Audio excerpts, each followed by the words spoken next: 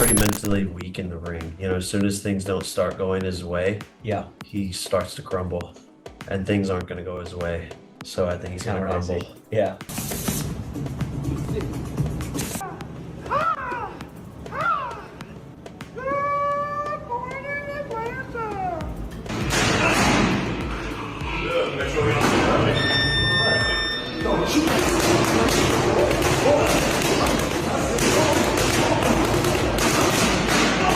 Jake, when Gervonta Davis says hard sparring clips appear, Paul reacts in disbelief.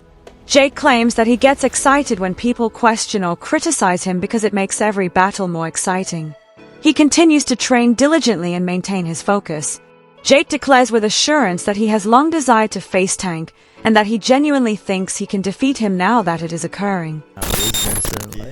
Say the other person's gonna win. I like it. So It makes it fun. When he lay your boy out. You know what I mean? He's my boy too. I love Mike. I mean, Mike will move from this side to this side without you knowing exactly at which moment. Critics who believe that Gervonta Davis accepted the fight with Jake Paul only for financial gain are met with furious reactions from Showbiz the Adult. He makes the argument that individuals tend to underestimate the complexity of the situation. Jake himself stated that a unique knockout bonus is part of the fight contract, which completely alters the purpose of this fight. Tank will put forth his best effort and never risk being the one on the canvas if a sizable prize is tied to the knockout. It turns into a battle over more than pride. It turns into a competition when legacy and money are at stake. People are overlooking the psychological aspect of it, according to Show Eyes. Being knocked out by a YouTuber who is now a boxer is inconceivable for Tank, who is a proud warrior. Therefore, critics who label it a salary grab fail to acknowledge that it is motivated by a competitive fire. He thinks that more to him than any check is Tank's reputation. Furthermore, Jake's remarks on the knockout bonus may have just increased the intensity and personal connection of the battle. You guys told me that Gervonta Tank Davis is just taking this fight for a payday. He's just trying to get to the bag. Well, you got the fight itself, which is a payday. And you got a KO bonus on top of that, a big bonus. That's what Jake Paul said. They're going to get a big bonus. And they got a side bet of $2 million. Let's make it two. Shake on it. Yeah. Shake on it. Jake, $1 million. 2 mil? 2 mil? 2 mil. Let's do 2 it. mil. Go get a shake. Oh, they're shaking left you. 2 mil. There we go. Oh my fuck. Why not get the entire bag? Whenever I got good food on my plate, I clean the plate. There is no reason to boil John. Hold on. Because I'm going to play some Marvel Rivals. Let me get all this together. We're playing some Marvel Rivals later. Hold on, let me get my pie. Two sugars, no cream. And yes, no cream. Because I'm fired up today. I got on the scale today and I'm 209 pounds. Okay, you guys know that I'm on the fitness journey. I'm showing you guys my video journal. And I started at 217 pounds where I started all this 12 days ago. And I'm telling you, I'm seeing faint abs. Hold on, the faint abs. Woo! The faint abs! The faint abs! The faint abs! I'm telling you, it'll be back. I will be back. I'm on my Terminator shit. And when I'm done, I'm going to tell you guys my secret and exactly how I did it. I'm talking about step by step, everything. I'm going to be in great shape like I was. When I turned 45 and all the gray in the beard, I was just like, it ain't over, bro. It ain't over. Hold on, let me. Ooh. Dr. Doom. Okay. All right. But listen, a lot of you guys calling this a fake fight and all this shit. I'm going to quote one of you in the war room. I forgot, one of my show business partners said, was it Justin Hill? I forgot who it was. You guys said, something like, and if I misquote you, I'm sorry, but it was dope. You said something like, if this is a fake fight, it definitely has real consequences. I keep telling you guys, man, if it goes on their real record or not, whatever it is, you know what you saw. It's just like Ryan Garcia versus Devin the American Dream Haney. Devin Haney is still undefeated, but we know what we saw. You cannot erase what we saw. If Jake Paul knocks out Tank Davis, there's some real circumstances. The shit goes viral, and I'm going to lose $10,000. Jake Paul isn't just going to win in this exhibition, but he's also going to get a knockout bonus and an extra $2 million. Robert Garcia takes a veteran's perspective on the matter. According to him, there is technically nothing wrong with Tank and Jake Paul fighting. The timing seems off, but it's his profession and his choice. According to Garcia, athletes like Mayweather, Tyson, and Pacquiao only started participating in exhibition bouts after they had established themselves and secured significant titles and legacies. Tank, however, has not yet arrived at that stage. He continues to owe his admirers the epic battles that define brilliance, the ones that quiet detractors and create history. Garcia claims that the battle itself isn't what's frustrating, but rather what it stands for. Tank opted for an exhibition bout with Jake Paul rather than securing his boxing career with fierce opponents like Shakur Stevenson or Devin Haney. That seems like Garcia is missing a chapter. He maintains that Tank has the talent to be respected on the basis of heritage. However, cutting corners by staging ostentatious events can damage his reputation. He believes that rather than being a step toward greatness, this battle appears premature and like a showy diversion. The contest before something like that, but I don't know. What's your just take on the whole thing? I'm not very interested. That doesn't excite me. I know it's going to do really good numbers. I know they're making a lot of money, which is good for them, good for Tank, because in boxing that's what everybody looks for. I think is the good thing is they announced it as an exhibition, which is I'm okay with it. Everybody does it. Mayweather has done it. Ali did it. The only thing, my personal opinion is Tank. They all did it when they had already accomplished so much. They already did so much. Mayweather did everything in boxing and accomplished everything. Muhammad Ali did the same, and many others that have done it. I think Tank never gave us the fights that we really wanted. Never really gave us those challenges. He never really challenged himself. He didn't give Rhodes that rematch, which he should have. Mayweather did it when he had a hard time with Maidana and Castillo. Right away, he did the rematches to prove everybody wrong, and look at what he did. He beat him clearly. So Tank should have done the same. He didn't. That I could criticize, but then at the end also, if you're making 30 to 50 million, I don't even know what he's making to fight, to have an exhibition against just Jake Paul, I would have asked. I would do the same. No one would say no to that. Right? If I had one of my fighters get an offer to fight a big celebrity, a big YouTuber for $20-30 million, I would probably do the same. So I don't blame him. It's boxing. At the end of his career, 20 years from now, nobody's gonna care of how many belts he won or who he. A very direct analysis of the problem is provided by Bernie Thor Boxer. He makes fun of anyone who seemed to be pleased with Tank's financial success, accusing them of ignoring the true problem. Tank is not having financial difficulties. He is among the most well-paid combatants in his time. His bank account doesn't matter to his fans. Competition is important to them. Bernie contends that rather than celebrating a fighter's income, boxing fans follow the sport for its thrills, skill, and intense rivalries. He continues by saying that, particularly if Lamont Roach defeats Isaac Pitbull Cruz, the main plot that fans are interested in is what takes on in the actual ring.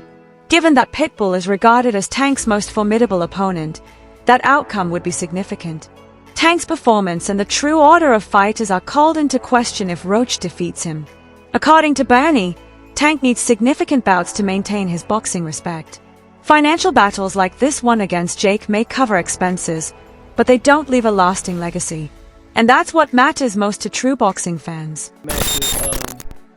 With Tank, and it's I kind of don't really care about the fight no more. Starting to lose a little steam. But I'm saying, if he stops Pitbull Cruz, right? Don't you think that people would want to see, Lamont and Tank more due to the fact that Tank had a hard time with Pitbull? No, I think people just want to see Tank versus Lamont because Lamont, he had a hard time with Lamont. It's just like Devin Haney and Ryan Garcia. People just like controversy. People just like, what I'm saying? So people like to see finished business. They don't want to leave it unfinished. And that's what the intrigue is. They want to people want to see finished business. So, what I'm saying? I think that's the intrigue of the fight. And it doesn't make no sense why they're taking so fucking a fight.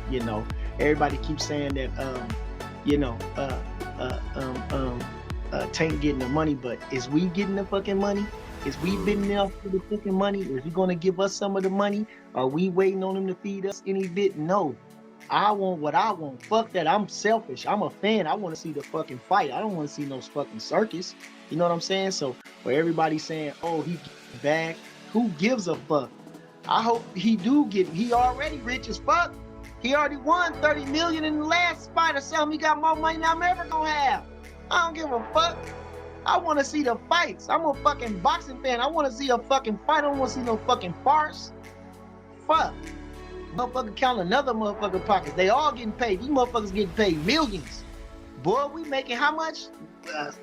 60,000, 40,000 every motherfucking day. Going to work 9 hours a day and shit, and then coming home with come on, waiting on income tax and shit like that to get some big bread. Come on, man. I'm talking about the average person. Lamont Roach discusses the Jake Paul fight controversy in a tactful but forceful manner. Although he criticizes the manner in which it was handled, he makes it apparent that he has no problem with Tank winning the contest because any fighter would be lured by such a significant opportunity. Roach discloses that his personal contract with Tank had a rematch provision. Tank, however, stopped talking and signed to fight Jake in its place. That, in Roach's opinion, violates both combatants' respect and commercial ethics. He acknowledges that if everything had been handled professionally, he would have acted similarly in Tank's shoes. He is more irritated by the lack of transparency than the fight. Respect for one another is the foundation of boxing as a sport. And that ideal is harmed when a combatant neglects their responsibilities in order to pursue a spectacle. Although Roach thinks this approach might help Tank financially, it offends players who think the game should be fair. He sees it as an opportunity lost to do things properly. But not executing that rematch. Is it safe to say that there was some money given to you because of that?